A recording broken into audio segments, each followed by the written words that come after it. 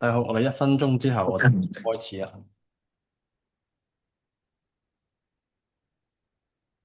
大家都聽到同埋見到個 PowerPoint 啊嘛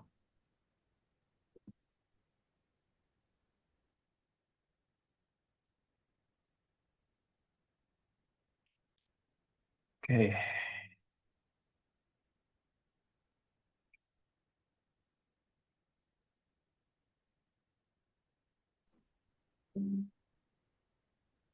我哋 OK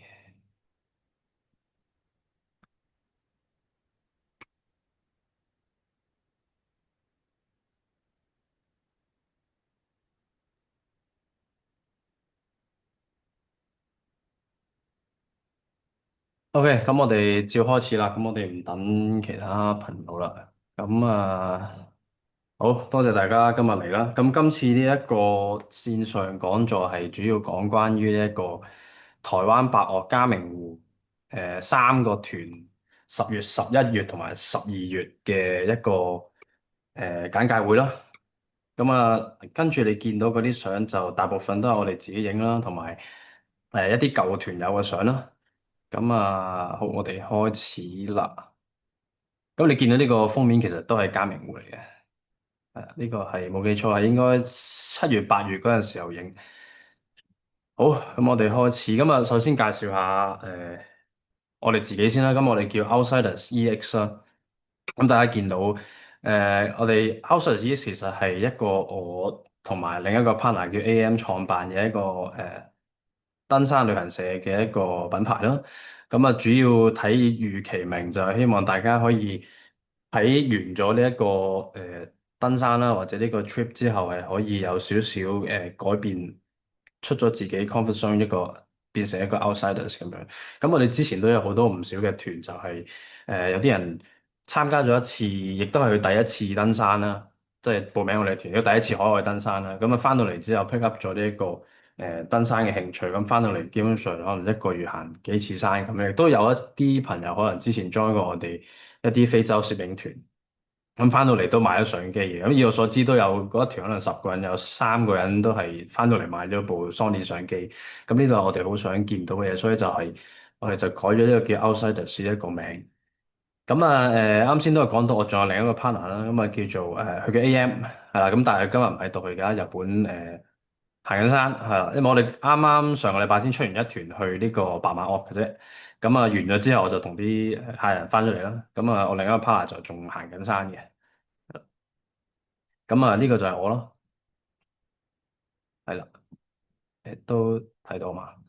OK，AM 佢自己有自己嘅品牌叫做黑店，可能大家都有見過啦。佢賣黑色嘅嘢，係啦。而我自己就有一個叫做 Nothing Blue 嘅一個品牌啦，即係我背後呢一間鋪頭。賣登山露營裝備嘅一間選物店咯。除此之外咧，AM 仲佢自己係一個喺做一個攝影師，而我自己都有接一啲相關攝影相關嘅一啲 product 嘅一啲工作嘅，所以就引申到落嚟，我哋之後嘅特色就係我哋嘅所有團啊，都會包埋呢一個攝影服務嘅。就隨行攝影師，會幫大家做一啲影相攝影嘅工作啦，影下大家行山啊，露營時候嘅樣咁樣。當然你哋都可以自己照影啦，但係我哋就包埋呢個攝影服務係啦。可能每一日完咗個 trip 會 send 少少相俾大家，又或者喺完咗個 trip 之後，我哋會再 send 翻個 Google Link Drive 俾大家去 download 翻少少相咁樣。嚟緊呢啲相咧，就係我哋之前嘅日本團影噶啦。呢啲喺上高地可以俾大家睇一睇。呢個係日本車山啦。呢啲就係我哋舊團友嘅相。呢啲就係呢個係嘉明湖嘅相嚟嘅。啊，仲有非洲團嘅相啦。係啦，咁就講到我哋包埋攝影服務啦。然之後咧，就第二樣我哋嘅會包嘅嘢，就係我哋會有一個路線簡介會，特別係我哋所有行山團。會喺出發前大概1個月度啦，去到我呢個鋪頭就會有翻個路線分析簡介會啦。今日我都會講少少嘅。但係如果係成團之後嘅出發前一個月嘅簡介會再詳細少少講一講，你哋嚟緊會見到啲乜嘢，上幾高落幾高，有啲咩即係確實裝備要帶嘅，咁啊嗰度會再詳盡少少。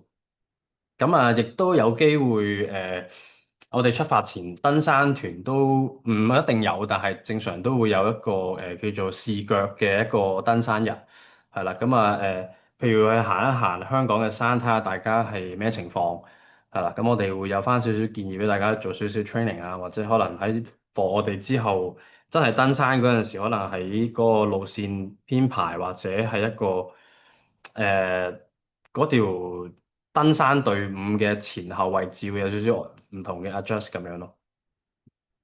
咁啊，然之後領隊數量啦，咁啊2至7人嘅客嘅一個數量，我哋通常會有一個街，或者8至12就有兩個。咁跟團除咗我會去之外咧，我哋仲會有一個 local 嘅本地導遊嘅，咁啊係一個登山向導啦。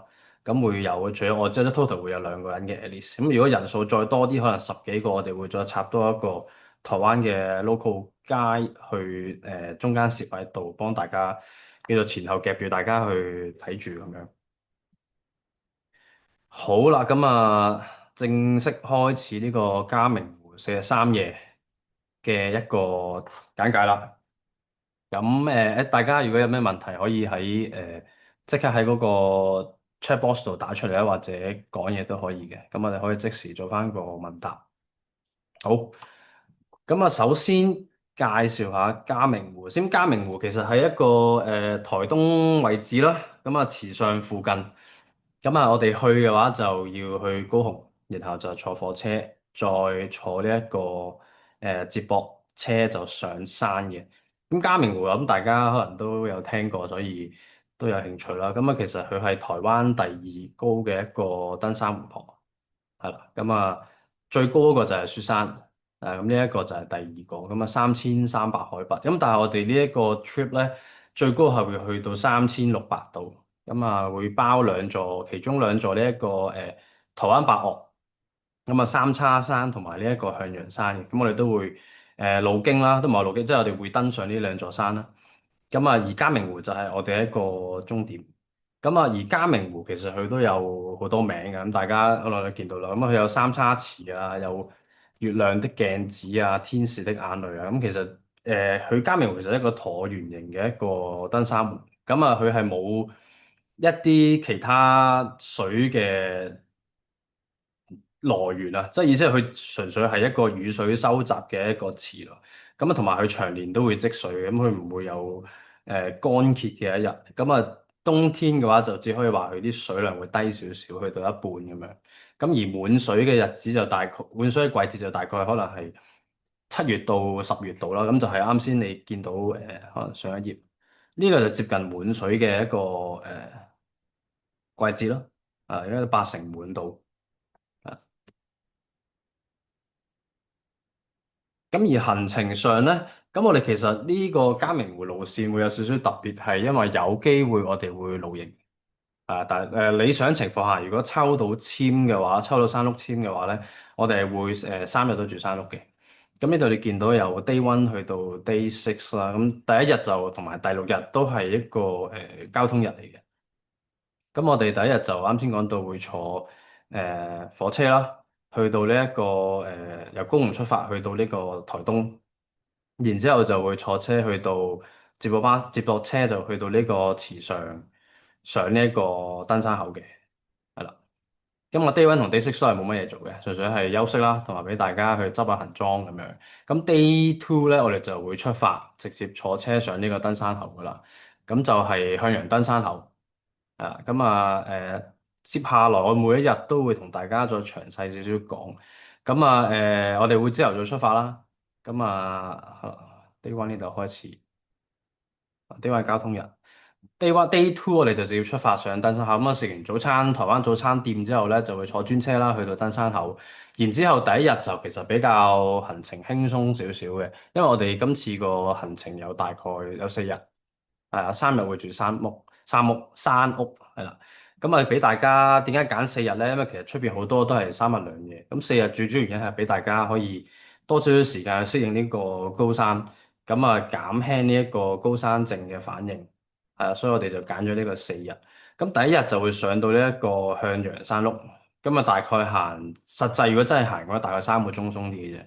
咁啊，但係因為4個鐘係預埋大家可能行下企下休息下，咁啊第一日做個熱身去影下相，咁所以就4個鐘，4個鐘已經係預鬆咗少少嘅一個時間嘅。啊，咁呢啲都係啲嘉明湖上山嗰陣時候嘅相啦。嗱，呢個就係我哋第一個山碌，叫做向陽山碌。咁向陽山碌其實喺向陽山嘅下邊嚟嘅。咁然後咧，山碌住咗一晚之後咧，第二日我哋就會上第二個山碌。咁第二個山碌叫做嘉明湖山碌。咁啊喺上嘉明湖山碌嘅路途中間咧，我哋會經過其中一座伯樂，咁叫做向陽山。咁但係唔係話必須大家一定要行，因為大家真係冇興趣嘅，咁其實都可以唔行，直接去到呢一個嘉明湖嘅山碌嘅。咁我哋可能會分兩隊咯。咁可能見到下邊嗰張圖咧，唔知大家見唔見到我個 mouse 咧？咁啊，其實我哋係上呢個向陽山咧，我哋會喺向陽山嘅山底咧，就放低晒所有袋嘅，咁我會輕裝上去，係啦，咁啊大概預半個到1個鐘度啦，睇下大家腳程啦，然後就會沿路落翻去下邊山腳，然後再上翻去呢一個嘉明湖嘅呢個山路嘅，係啦，咁第二日都係比較輕鬆嘅一日，大概應該5個鐘度啦，咁亦都係睇大家腳程。係啦，咁啊，你見到我哋都係由起點2300，就係個成個 track 嘅登山口啦。第一日去到2800向陽山麓，咁第二日即係你而家呢個 day 3咧，就由2800去到呢個3300。啊，咁呢個係向陽山同埋三叉山嘅山頂啦。咁台灣其實有個叫做白岳，咁類似日本嘅白名山。咁啊，佢啲白岳上面都會有塊呢啲咁樣嘅鐵牌嘅。咁啊，沿途仲有啲景點，譬如好似黑水池咁，我哋都會經過啦。然之後就到 Day 4，亦都係登山日嘅第3日啦。咁我哋呢一日係最辛苦嘅，咁啊大概8個鐘到9個鐘啦，全日嗰個行程。咁我哋會由晨咁早就會由呢個山麓出發，嘉明湖山麓，因為我哋係呢一日係睇日出嘅，所以你預可能2點咁上下，我哋就要出發㗎啦。咁啊行到沿途經呢個三叉山啦，咁啊第二座白岳啦，但係我哋唔會上去住，我哋會去完嘉明湖睇完日出之後，影完相先再上去嘅。咁啊睇完日出就會翻到去三叉山，最後咧就會去翻落呢一個我哋 Day 2登山日嘅嘉明湖山麓嗰度再瞓多一晚，係啦。咁啊可以俾大家再睇下啲相啦。咁呢啲就係去緊嘉明湖嗰陣時候，你會見到呢啲路況啦。係啦。咁呢個就係可能大家都有見過啦，喺我哋啲 IG 嗰啲 post。咁呢張就係日出嘅嘉明湖。咁啊，仲有航拍啦，係啦，呢啲都係嘉明湖嘅相，同埋就好大機率會見到雲海嘅，因為我哋上到頂都啱先又講到三千宗啊，去到係啦，咁啊，然後去到 Day 5，即係行山嘅 Day 4啦，咁我哋就會由呢一個嘉明湖山麓就落翻去呢一個登山口啦。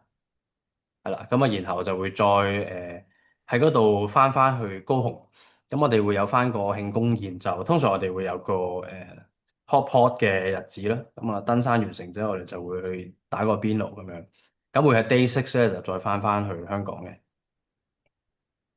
呢啲都係啲舊團友嘅相啦。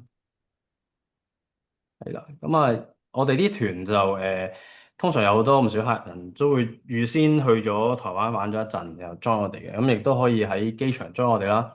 咁走嗰陣時亦都可以，你哋繼續你哋自己嘅行程咯。咁但係我哋都會有翻個隨團嘅飛機資訊俾大家，咁大家可以跟我哋走啦，或者跟我哋去，或者自己再有安排都可以。咁啱先有 mention 到啦，咁嘉明湖其實佢最麻煩咧就係佢要抽山屋。咁因為佢都係比較相對熱門少少嘅路線啊，所以唔一定會抽到，但係我哋一專登就揀咗嗰3個日子咧，都係會喺呢啲閒日嘅日子嘅。咁成功率相對會比較高，但係如果係真係唔成咧，或者淨係抽到一日嘅話咧，我哋會有少少 adjust，就係會加入呢一個露營嘅環節。咁我今次都會再講埋咯。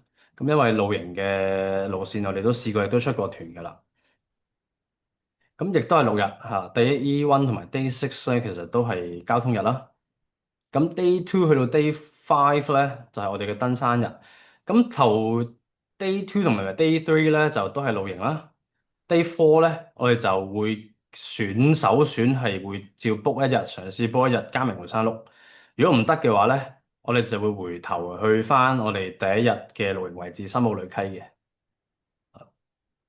咁啊，之後會啲 slide 會再詳細少少講啊。好，咁啊，如果係行露營嗰條路線咧，就同我哋山路路線係唔同嘅。咁大家可以見到左下角嗰張圖啦。咁啊，如果我哋係正常山路路線、傳統路線上咧，就會由向左下角嘅向陽管制站嗰邊上啦。咁經過向陽山屋啦、嘉明湖山屋啦，再去嘉明湖，然後就行翻回頭路嘅。咁如果露營路線咧，我哋就會由呢個界貿司嗰邊開始出發，佢第一日會去到呢個新武呂溪營地啦，會過一晚啦。第二日咧就會再經過呢個排球場啦、足球場、高爾夫球場，再去到呢個獵寮營地去過第二晚嘅。sorry，咁佢呢啲名其實都幾有趣啦，見到個排球場、足球場、高爾夫球場，咁佢點樣去取嘅咧？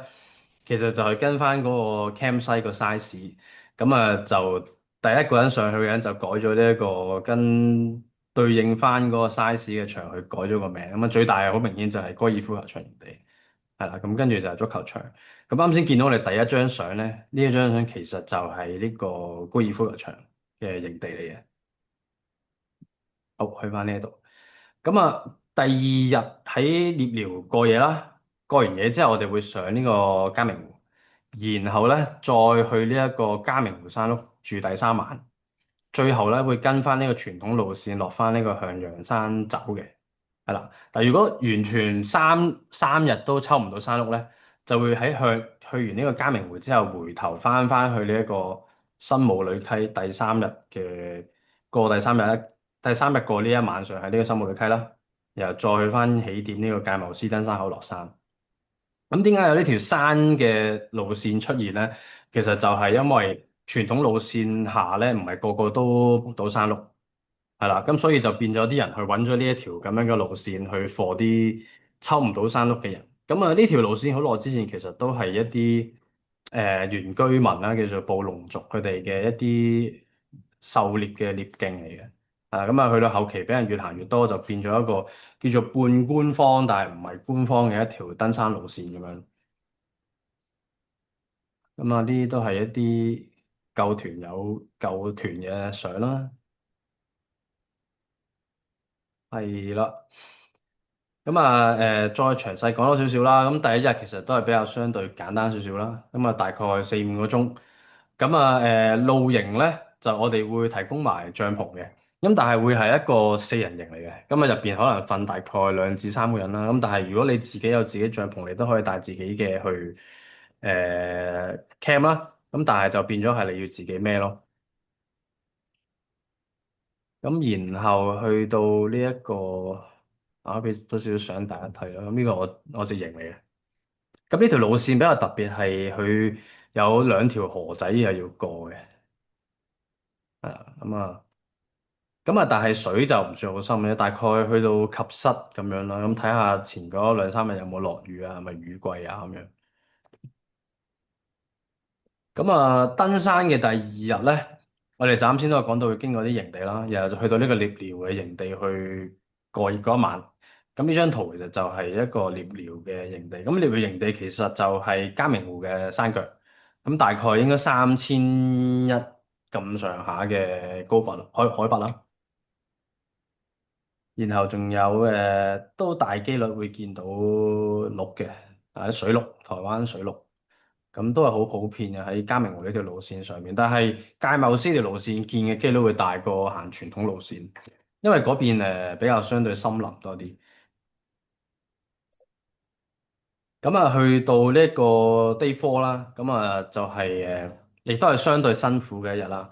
咁我哋都係好早起身啦。但係點解佢4點起身冇傳統路線咁早咧？因為啱先有講到佢就係喺獵鳥營地，其實就喺呢個嘉明湖嘅山腳，所以上一座山上大概200-300，其實就上到嘉明湖，所以我哋可以遲少少，係啦。咁啊上嘉明湖啦，然之後去埋附近嘅三叉山啦。跟住就睇下秋山碌嘅情況，而去行翻去呢個嘉明湖山碌啊，定係去回頭走翻去呢一個新奧呂溪過埋第三晚。嗱，咁啊呢啲啱先嘅相啦，咁我就唔重複啦。咁而呢一張相就啱先冇 show 出嚟啦。呢張其實就係嘉明湖山碌嘅相啦。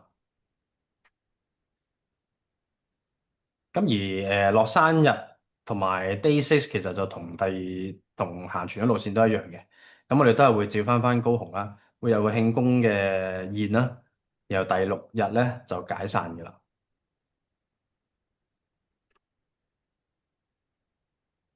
好，咁啊呢度有個詳細少少爬升同埋下降嘅一啲圖俾大家參考下啦。咁啊呢一張其實就係一個 official 嘅官方地圖啦，咁係 for 傳統路線嘅。咁啊，第一日就上升500幾啦，所以大概3-4個鐘嘅啫。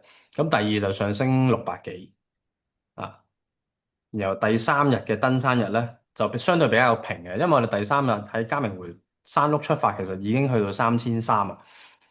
咁所以而嘉明湖都係3300咁上下，所以只係上少少零線，又落翻去，所以佢嘅爬升同埋下降會比較少，但係就路途比較長啲，因為我哋要行翻回頭路，所以就變咗8個鐘。但係其實去回就係各4個鐘咁上下。咁而第四日咧就要一路轟翻落去呢個登山口，大概2300度，所以就要落都比較多嘅。咁大概7個鐘，然後就落1000米咁上下。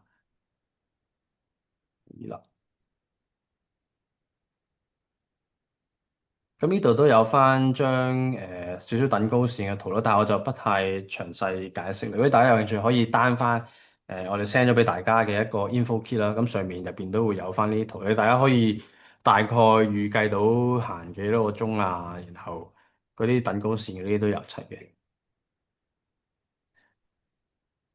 咁然後去到溫度，亦都有好多唔少人會問，因為10月到12月其實係一個比較叫做入冬啦，入冬秋中尾嘅一個季節啦。咁其實係相對會比較凍。咁去到12月咧，10至12月嘅 average 大概0至15度，但係如果去到12月，有機會會去到呢個-5度都唔出奇嘅，特別係夜晚嗰陣時候。咁所以如果係我哋因為每個月都有一團，咁如果係報10月嘅朋友咧，可能就會需要多少少保暖上嘅裝備啦。但係當然我哋喺真係報咗團之後嘅一個詳細少少嘅簡介，會再同大家逐個 gear 去 go through 一下嘅。係啦。咁我哋都有翻呢一個gear list 啦，咁我都好快講一講啦。咁因為10月到12月個分別唔算話好大，係啦，唯一真係要講嘢多咗少少嘅，可能就係中層羽絨上可能帶啲填充多少少嘅中層啦，或者加件一件 Alpha Direct 嗰啲衫啦。咁啊，再喺個防水嘅同埋防水手套同埋一個保暖手套上，可能要再勁少少。咁但係其他都係大同小異嘅。咁呢個 full list 其實都喺我哋個 info key 入邊。而亦都有人問關於山碌上嘅嘢。咁台灣山碌咧，如果大家有可能有去過啲日本山碌啦，咁啊就好靚啦，有齊晒嗰啲被啊，然後軟墊啊、枕頭都有。咁但係台灣咧就冇呢啲嘢，台灣就相對簡陋少少。咁佢淨係得一個木嘅床位嘅啫，咁就冇睡墊、冇睡袋、冇枕頭，咩都冇嘅，就得一個床位。咁所以就變咗係要大家要自己帶孭上山啦。咁但係我哋嘅團就會包埋呢一個睡袋同睡墊啦。咁睡墊就係嗰啲凹凹凸凸嗰一種睡墊。係啦，咁啊睡袋咧，我哋都可以會幫手提供，但係就要大家團友們就自己拎上山啦，因為呢個團係冇 porter 嘅。咁然後呢個枕頭都係需要自備嘅。咁啊都係嗰句啦，如果大家有衞生 concern 嘅話，就可能帶翻自己嘅睡袋睡墊啦。啊，但係如果你哋唔想帶，唔想自己買或者冇嘅話咧，我哋都可以幫手提供，係啦，但係就自己孭上去咁解嘅啫。仲有少少其他資訊上嘅嘢咯，台灣入台證啦。然後住宿安排啦，咁啊我哋第一晚民宿同埋最尾嗰晚都會其實有酒店去住嘅。咁啊酒店我哋通常就會安排兩個人一間房啦，咁啊會安排同性一間房啦。如果你哋有 friend 一齊或者係對 couple 嘅話，就可以當然自己一間房咁樣啦。咁但係如果唔係嘅話，你就會安排其他都係一個單丁嘅同性同一間房，係啦。如果突咗出嚟嘅話，就會自己一間房咁樣。咁而台灣嘅山屋咧，亦都冇日本啊或者其他地方咁樣相對咁 luxury 啦。咁啊，佢亦都係好簡單即係乜嘢都冇嘅一個山屋。咁亦都有廁所嘅，但係就唔好 expect 話好香啊或者好唔臭嘅咁樣。佢都有生態廁所，但係都有少少味。啊，咁亦都係一樣啦。咁我哋都唔會用任何嗰啲刷牙嘅一啲 chemical 嘢啦，咁都唔會喺山屋上面用啦。係啦，咁但係佢亦都有翻個細廚房，係有張台俾大家去煮下嘢食，可以自己帶翻 gas 上去煮都 OK。咁但係我哋嘅團就已經包晒早晚餐㗎啦。咁可能喺呢度講咯。咁啊早晚餐就會由我哋個協作去煮嘅。咁協作台灣嘅協作就係、類似你當係一個廚師啦。通常啲日本、台灣嘅街會做埋一個廚師同埋一個帶領大家行山嘅一個工作嘅。咁我哋會煮埋早餐同煮埋晚餐啦。咁啊，通常就五餸一湯有飯咁樣係啦。咁早晚餐我哋會包晒嘅。咁但係午餐咧就要自行處理啦。咁但係通常我哋午餐咧都會出發前去呢一個七仔啦，或者佢哋叫全家Family Mart 啦。咁我哋會買翻少少乾糧，譬如好似啲麵包啊、飯團啊，或者可能有少少冇咁易腐爛又輕便嘅嘢去帶上山嘅，係啦。咁啊，而交通安排咧，我哋去高雄去到呢一個池上關山咧，就會坐火車啦。咁啊，但係我哋都包埋呢一個交通費用嘅。咁而佢個火車其實就係都好舒服，有啲似嗰種高鐵日本嗰種火車嗰種係舒服嘅，即係唔係好舊嗰一種。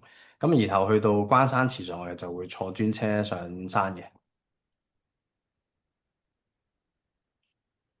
係啦。咁啊，然後就講埋呢一個日子啦。咁日子我哋就專登揀咗呢三日啦。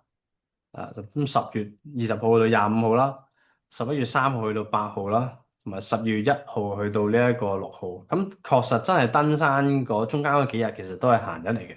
咁主要係想提高呢一個抽中山屋嘅概率啦。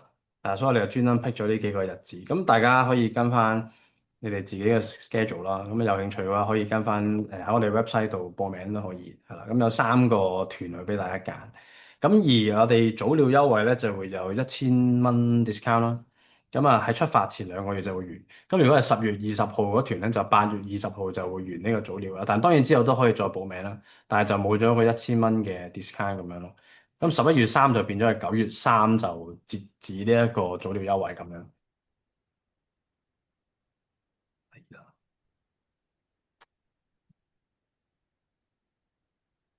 咁而我哋呢一個航班就仲未定嘅，咁都要係成團之後會再同大家再去講啦。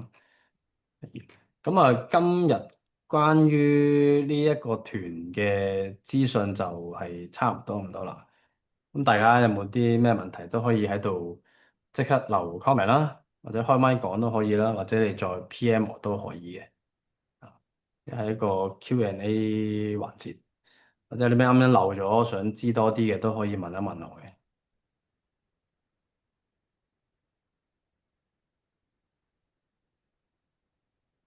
咁啊，我會留多一陣啦，留到呢個9:05啦，大家有問題可以即場問啊。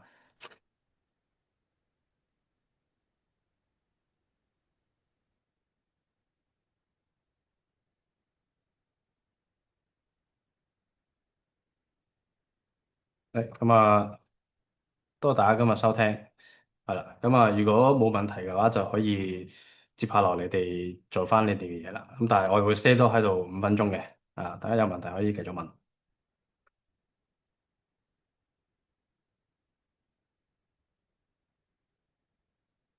我放翻啲相俾大家睇。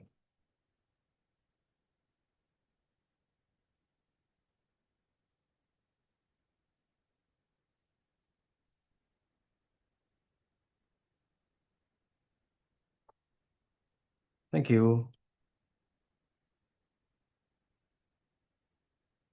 再講多次啊，我哋報名可以直接去我哋嗰個 website 度，可以就報名噶啦。咁啊，我哋嘅 website 係 outsiders ex.com 啊，或者係我哋 IG 就會亦都有我哋網站嘅連結。都未漏咗分享呢個山碌。咁我哋山碌咧，點解我話預2個月就截呢一個早鳥咧？因為山碌就通常1個月前就會抽嘅。咁1個月前就已經會，即係如果10月20號嗰個團咧，10月你預9月15號到佢就會抽籤噶啦。係1個月前就會知咯。咁我哋就會抽完之後就會再同大家再做一個根據嗰個情況再做一個路線嘅變更，再同大家去有個茶會，再傾路線點樣行。係啦，就大概1個月前就會知抽唔抽得中。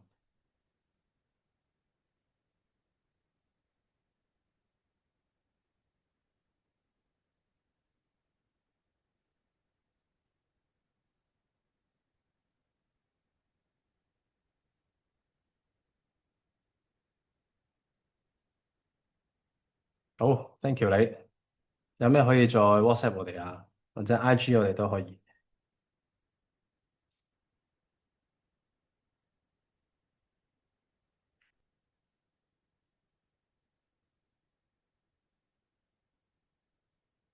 Thank you。Thank you。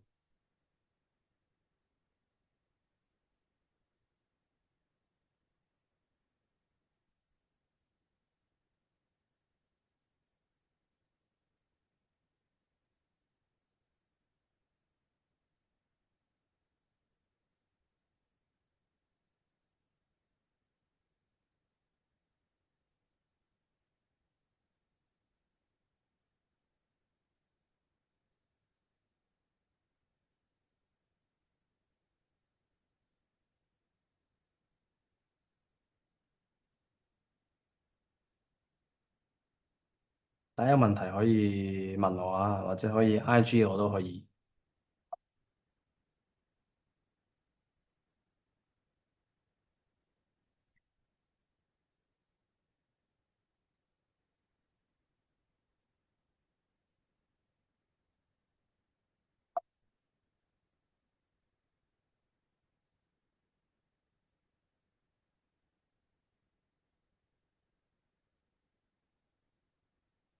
如果冇人問，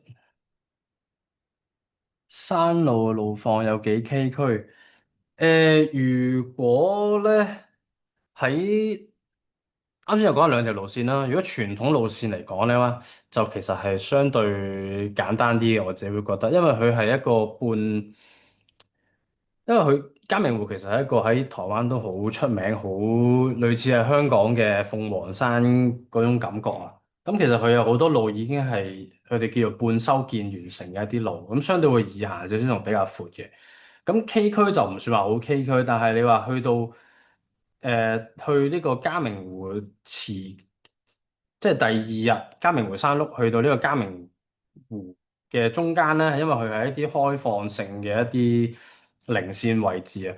咁嗰邊就可能會相對叫做崎嶇少少，但係都未去到話你要用手爬嗰種情況咯，頂多係會有少少碎石路啊嗰種感覺。咁但係如果係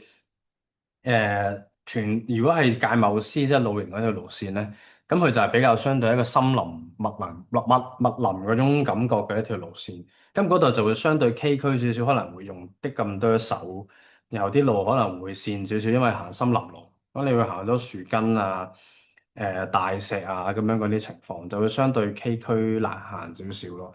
但係你話體能上係咪大家兩條線差好遠咧？我自己感覺上就會覺得差唔多。咁但係普遍都會人會覺得解剖師係難行少少嘅，但係相差唔會話好誇張咯。啊，產能唔需要，唔使爆林嘅，因為佢其實鑑寶師係舊嗰陣時就搖，而家咧因為都係好多人行，咁佢已經其實都有少少有半點講咧，有條相對少少明顯但唔係好明顯嘅一啲山路係啦，咁所以就冇任何要爆林嗰啲咁樣嘅情況，只不過係個景色係唔同咯，一個係森林，一個就係開揚式，好似鳳凰山嗰種感覺、大東山嗰種感覺嘅路線咯。體能方面呢條線大概係20K 鬆啲咯。咁啊，你見因為我哋專登係揀4日，咁其實拉翻勻，其實一日都係大概5K 咁上下。咁第三、第四日可能多啲咯，去到7K、8K 咁樣。咁但係相對都係算比較輕鬆嘅。如果係拉到去4日嘅話，3日就可能長啲，但係第四日就相對輕鬆。如果係間唔時去做開運動啊，就行開山，其實就應該問題不大。如果係唔係你自己要求要單丁房嘅，係話可能你自己團友突咗出嚟嘅，咁就唔需要加附加費，係啦。除非係你自己想特別 request 一定要自己一間房嘅話，我哋就會收多2000蚊去變咗單人房，係啦。但如果唔係嘅話，係因為我哋收人數突咗一個出嚟嘅話，就唔需要附加嘅。但係山碌就控制唔到啦，因為山碌佢係類似一條好長嘅一個木嘅一堆床鋪位啊，咁嗰度就要暈住咁樣去瞓咯，係啊。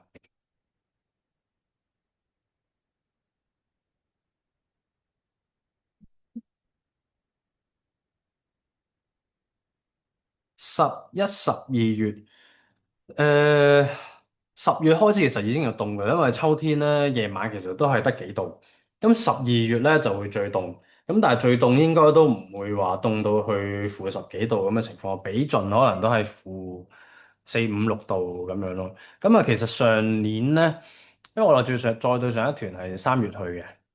咁2月嗰陣時咧，會有少少雪添，山頂3000零嗰位有少少雪。咁如果真係會有落雪嘅情況咧，我哋都會提供埋一個冰鏈俾大家着。咁但係當然呢個12月落雪嘅情況就比較低啦，係啊。咁頂多係會接近冰點好凍咁樣咯。咁啊亦都係啱先咁講，如果真係去到0度咁上下，其實我哋簡單就係帶多個中層嘅衫啦，同埋褲都可能再着翻條中層，即係加一條底層嘅褲啦。咁其實就已經足夠啦。咁啊，但係當然睡袋上都有少少唔同啊。10月同12月都爭幾度，咁睡袋上都有少少 adjust 咁樣。咁但係裝備上就唔使太擔心，因為我哋出發前1個月都會有一個講座，專登同大家去 check gear 嘅。唔需要，佢嘅唔好話冰地嘅，佢有少少好薄嘅雪，類似雪霜嗰種感覺喺嗰啲3000中嘅一啲位置咯。咁就唔使話，唔好話雪褲啦，但係我哋去行山，我哋自己 at least 會帶翻一條防水褲，會有一條防水褲同埋登山褲。咁防水褲點都要帶㗎，咁啊只不過係鞋上面我哋可能會再 lock 翻個冰罩俾大家，如果真係有雪嘅話，係啊。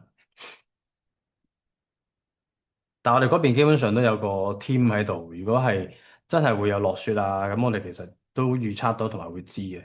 咁啊，亦都會到時再提供冰爪特俾大家，但係就12月就機率真係不太大，因為我哋始終都係12月中、12月頭嘅時候去啊，咁都未係去到話最凍嘅1、2月咁樣咁凍咯，所以就都唔需要話太擔心一啲冰地嘅問題嚇。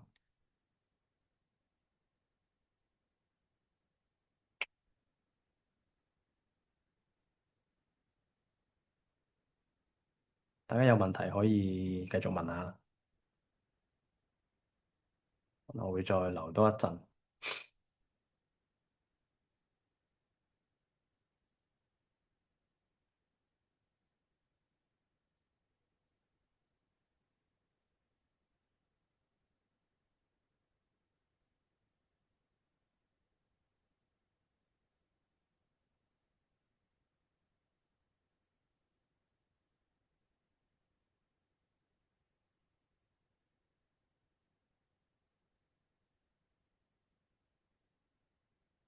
咁我留到15分啦。咁啊，如果大家有問題可以繼續問下。